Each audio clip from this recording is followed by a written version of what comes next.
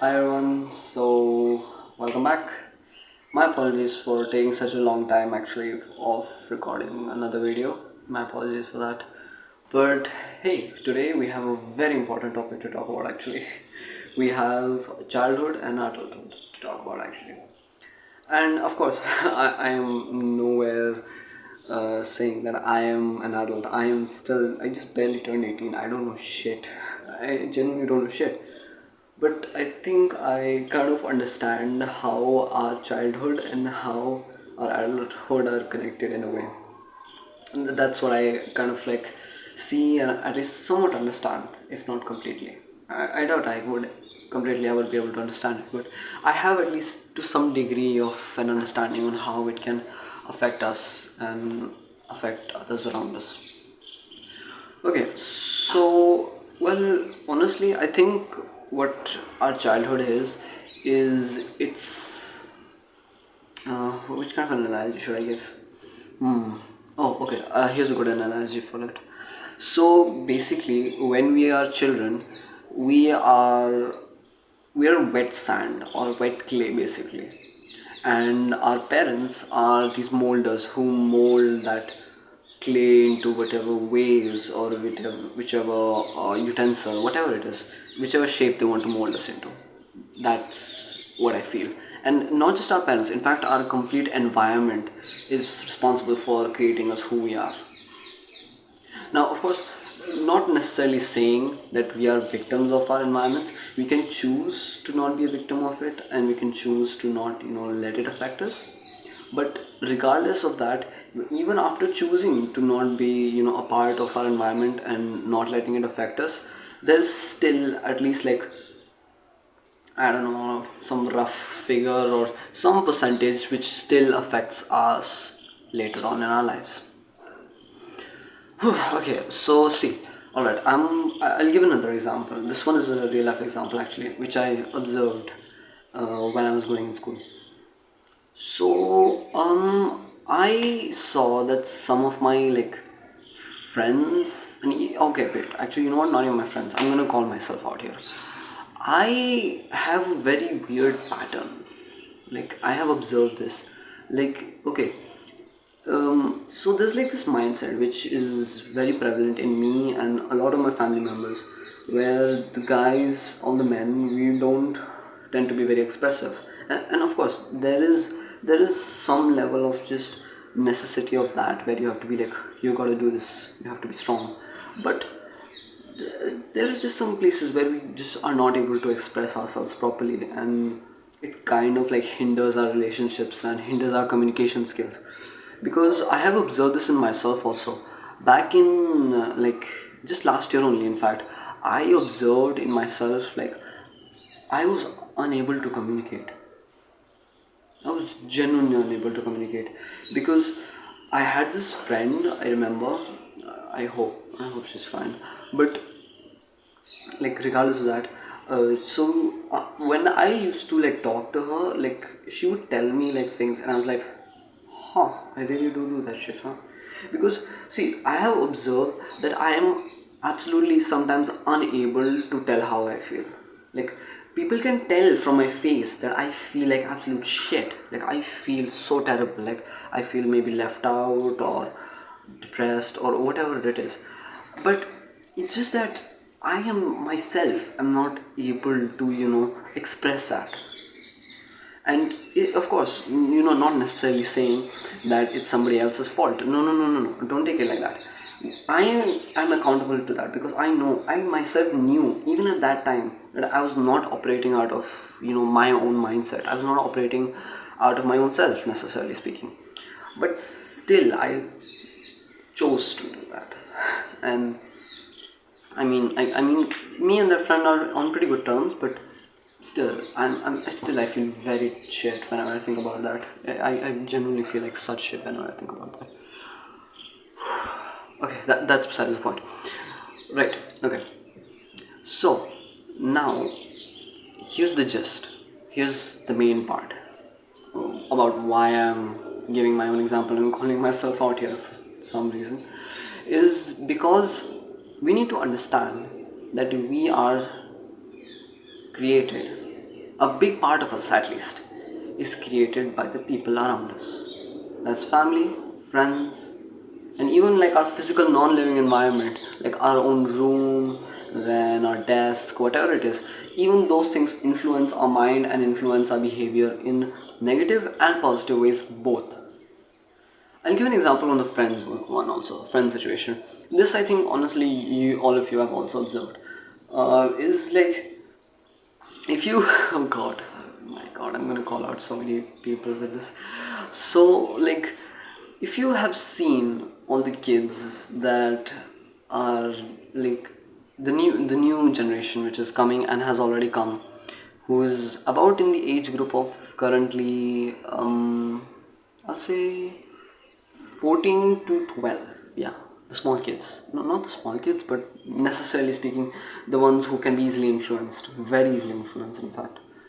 I, I'm not saying that 16-year-olds cannot be influenced, but still, you get the point. So, these kids, my god, like they get influenced by the internet so quickly, because I have seen that some of the kids, they have just transitioned from every like just trend that has gone on the internet, like just back to back to back to back. Like I'll give an example. Some of the kids I've seen, they were on Squid Game, then they went to some other trend, and then they came back onto Squid Game just because it got famous on the internet. And I'm not saying that you shouldn't be a fan and you should not, just celebrate whatever you enjoy. No, no, no, no, no. That's fine. That's completely fine. But it's just that there's this thing to understand that media, as much as it is important in our lives and it changes a lot of lives, in fact, media is very helpful in changing lives. It really influences people, especially kids. It really, really does. And when it's not in moderation, it can really negatively impact children. Because I have seen that some kids, they like just go to like not PG-13 necessarily, but like R-rated movies where there's just absolutely just killing and blood and everything everywhere. And I mean, not necessarily saying that's a bad thing, but the kids, it kind of negatively impacts them. Kind of, it like gives them like in a way a liking to violence. And of course, me saying this is very crazy. I mean, I like violence. I'm gonna be very honest with you. It's a very weird thing, I know, but to the extent and to the point where they just fight with each other and just do all kinds of like fucking bullshit, which is just, oh, I should not swear. Oh god, I should not swear on YouTube. But still, it's just not a great idea, man. It's just not. Like, please keep your kids safe, man. Things are getting worse now these days. Things are getting so bad these days. My god. And like, oh my god, I just unlocked this memory right now. Oh god. So like, on my last day of school, actually, me and the boys, we actually went for pizza, and oh, that was so fun. It was a lot of fun, but I had to like run back to school for some reason, and like I had to like run back in to get like one of my friends, and there was this kid, like there was a group of kids, and I guess they were here for a match or something. I don't fucking know, man. I should not swear. I should not swear. This is YouTube. I should not swear.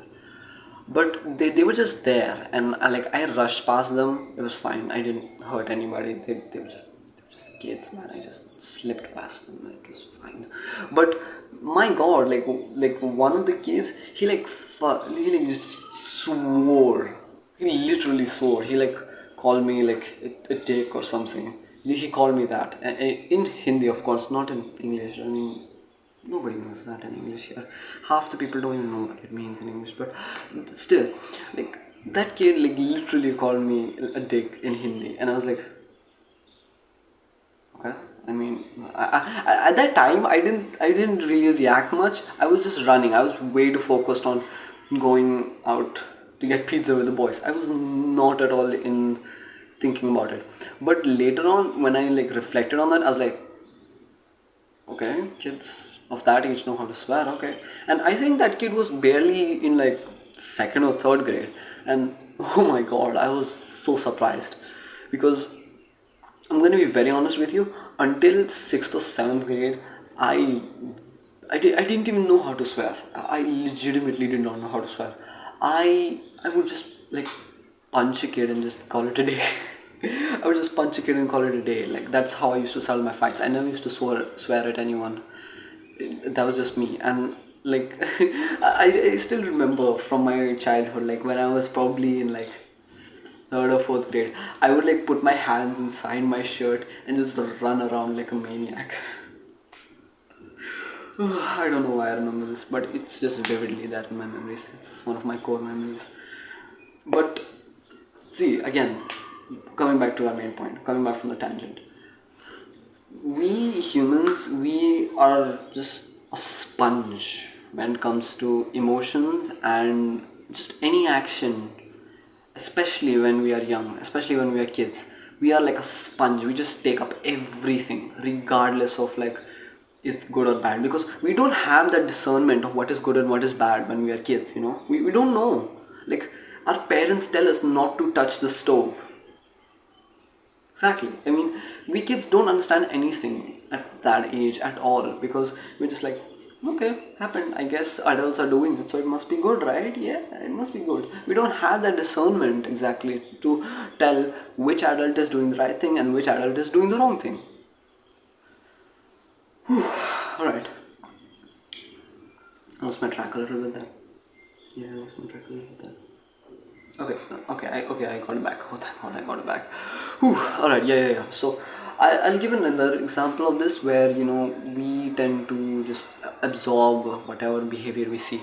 So when I was a kid, I was going out with my parents at some point with a couple of family friends, and I remember I wanted to like close the door or something, and like I called my mother out by her first name. Now, of course, you think that this is not exactly a bad thing, and it's not a very bad thing. It's okay. Like it happens. It's a mistake. That's fine. It's just a mistake.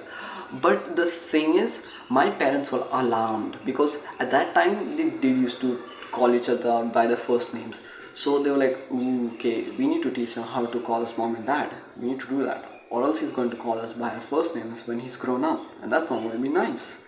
So then they started calling each other by mom and dad rather than their first names. And slowly and gradually, I learned to call them as mom and dad rather than by their first names. Which honestly it's my own personal example of how we just absorb knowledge and absorb behaviors and patterns without even thinking twice. Excuse me. As a child, we just excuse me again, we just do not think twice. We just don't. It's just not happening. We just absorb everything. We just be like, yes, that adult is acting that way, I will also act like that without thinking twice. Hell yeah. That's pretty much the mentality of a child. That's how a mentality of a child goes. Okay, so we covered our family members, we covered friends. Now let's talk about our environment and our surroundings basically. Okay, right. This one, I think, honestly, I feel that even the most like simple-minded and linear person can figure this one out. But I think we should still discuss about this one because it is important nonetheless. It is almost just no, actually no, it is just as important as the other two also. Our environment, our surroundings is a very crucial to our per se mindset or how we feel on a daily basis. Okay, just imagine the situation for a second. You you are living in a simple apartment, right? And you have two rooms, two different bedrooms which you can sleep in. One bedroom is very clean, spick and span, very well organized, and it just feels and smells nice in there. And then there's the other bedroom, which is just absolutely destroyed with stuff and is just in a terrible condition. Which one would you pick? I mean, honestly, it's not even a question to ask. Of course, you would pick the first one where everything is just clean, nice, and you feel great. Because the thing is, when our surroundings are clean and well kept, and not necessarily saying just, absolutely spotless and just beautiful, not necessarily saying, but just clean and well kept and organized is enough to keep our mindset and to keep our mind fresh and That's very important, because the thing about negative thoughts, negative actions, and per se negative mindsets is that the more they stay and the more they are constantly reproduced, the more they just add up. It's kind of like a pile of things, and the more you throw into it, the higher it gets and the more heavier it gets, especially on yourself. Negative thoughts are like a poison to a person's body, especially a person who is extremely positive. It is like a poison to that person, quite literally a poison. It completely ruins their appearance, and it just ruins their day and the people around them also. It just ruins the other people's days also. It just does. It's a fact of life. So, like, keeping a healthy per se environment is very important if you want to maintain a positive mindset and a positive morning. Because if you wake up with like clothes just spread all around you and like you can't find anything, man, you are not going to have a good morning. You are just not going to have it. And I think every one of us has experienced this morning where we just cannot find anything and we just absolutely feeling lazy. I can tell you there is some level of disorganization that is correlated to that. I am telling you. I think I can, yeah, I can definitely guarantee that there's some level of disorganization connected to that. There's something that you didn't do, or something which you left just lying around without thinking twice, which added up, and now you just feel like shit in the morning. Okay, so now I would also like to discuss and talk about how we can, recognize some patterns that we tend to see in our lives, which may not be ours or which may have been passed on to us by some people, may it be friends or family, either. Okay, so these steps, they are going to take some level of willpower. Not a lot. I'm going to be very honest. It takes like this much. It's not a lot. But what I want you guys to do, whenever you feel like you are getting a negative reaction internally or externally, just take a deep breath and just observe yourself. And by observe yourself, I mean just immediately start introspecting. Just try to understand and look why you are feeling this emotion and what is making you feel that emotion. Because see, when we recognize something and when we understand something, half the problem is already solved. Because I will give my example again. See, when I understood that my communication skills were absolutely terrible, I started working on it a little bit slowly, and honestly I improved quite a bit, honestly speaking. Like, I am way better a communicator, though of course, I mean I my friends have, we've all separated out. We're not able to stay in touch anymore, but still I feel that I have improved as a communicator, because I immediately understood, oh, I am really bad at communicating my emotions. I need to change that. I need to do something about it. So I feel that introspection and understanding where and what pattern we have in our lives is the very first thing which can at least catalyze, if not, start the process of just changing the pattern and changing the behavior and changing the mindset. Next, after the introspection, I think it's another observation only, but next I want you to observe the people around you. That's the second thing I want you to do, is observe the patterns and observe the behavior that people around you show and around you have. See, now of course, this is very judgmental and very judgy, and I will admit it is very judgy. It is quite judgy, but at the same time, we are talking about our mental health and our behavior here, and that is very important to us. And I mean, what am I even saying? Okay, I don't know why I'm saying this, but see, we need to understand who in our lives is keeping us back and who is pushing us forward. We need to understand that. We need to see that.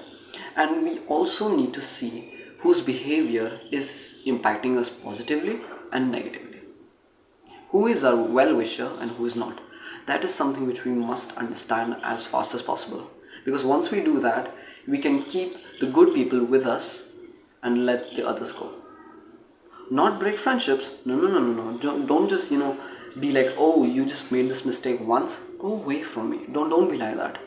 But simply just understand that okay, this person is good for me. I will make my bond with them stronger. I will make our friendship, relationship, whatever it is, stronger with them.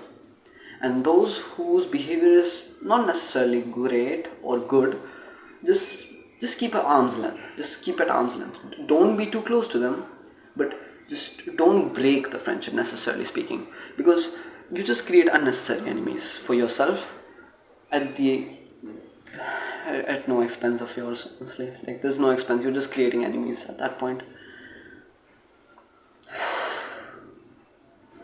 This is gonna be a very long video. I can feel it. This is gonna be a very long video, and I've been talking for a while. But this is important. I need to get this one out. This has to like reach people who it needs to reach. So I think that the main takeaway that I feel that I should give from all that I've said is that number one, observe your actions, your mindset, and your behavior. Then number two is we have to observe the same thing but for the people around us. And number three is our environment and is our proximate just nature, like which is very close to us. These three things we need to fix, recreate, and at least change if we want to develop a better, more positive, and just a great life in general. We have to have better people and better environments around us if we want to be better. It's just a fact of life. We have to be better. We have to keep our surroundings better if we want to be better. And I'm not saying this to just go and break up with your partner and just go and just break all your friendships. No, no, no. That's not how it works. You have to analyze. You have to think about it. You have to see, okay, what is tolerable to me and what is not. And what is not tolerable, you must let it go. But what is tolerable, you must also understand at what cost is that thing coming from. What cost you are paying. What is it that you're giving in exchange for that person to be in your life, for that behavior to be in your life, for that mindset to be in your life. What is the cost that you're paying? And if the cost is too heavy, do not pay it. Please don't do that. Because honestly, this is a call out to myself, but I actually in my life I had made that mistake once where I tolerated too much, I gave up too much of myself and I tolerated too much, and that just led me to being hurt. I don't know why I'm being so vulnerable, but it is the truth, and I hope you are able to connect to that, because we cannot lose ourselves too much and we cannot just give our everything to someone without knowing for 100% certain that that person is also going to give that 100% back. Whew. Damn. Okay. Alright, okay, one last thing that I forgot about to talk about actually. So the effect on our adulthood, necessarily speaking, is not exactly very apparent necessarily, but it is very I guess integral, or more say more say is not a word, per se is the word. Yeah, per se is I think that we develop the behavior patterns and we just develop the mindset that we observe, because that's what we know, that's what we are comfortable with, that's what we understand, because that's the only thing we have seen. We have not seen other patterns, we have not seen other behaviors. So that's what we adopt in our childhood and then later on in our adult life. Now, of course, if the pattern and the mindset is a good mindset and a happy one, hey, it's welcome. Of course, keep that, please, by all means. But if it's a negative one, it's not going to be easy. It is not. Right, okay. So, This was a really heavy message that I gave today. Really heavy message. I feel light though. Like, I feel genuinely light. Like just a weight off my shoulders and off my chest. Honestly, I feel. So please don't make the mistakes that I made. Please understand and observe the people that you have around you. Please do that. Do that. You will thank yourself in the future. Your future self will thank you. I promise you. Just observe yourself, observe the people around you, and see what is worth keeping and what is worth letting go. Do that. And I promise you, you will change. It's just a matter of time after that. Just a matter of time. You will change. I promise. Well, this is another end of the video. Next video I'll probably talk about going numb and just feeling emotionally detached, because I was going through that just a few weeks back. Actually, I was going through that and it was very. We'll talk about it in the next video. Anyhow, yes, that's it. See you guys later. Bye.